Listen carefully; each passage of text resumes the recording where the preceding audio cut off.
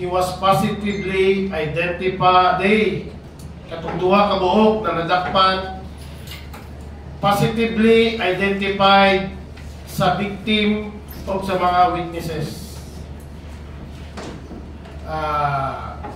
The identification sa ato ang biktima o sa mga witnesses ginatagaan ang dakong value sa korte because sila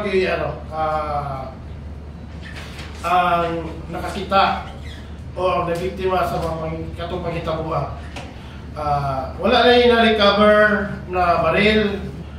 Tanang kriminal na like criminal intent to free them from criminal liability.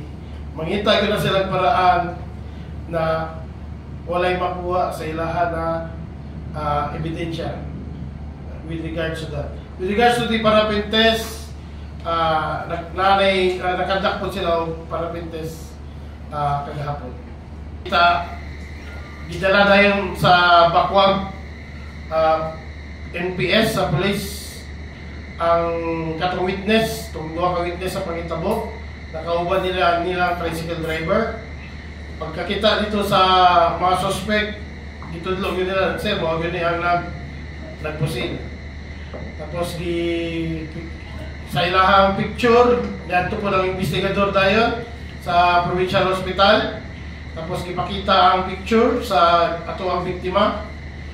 Iya pong positive na identified na katong duha gyud mo ang nagpusin sa iya.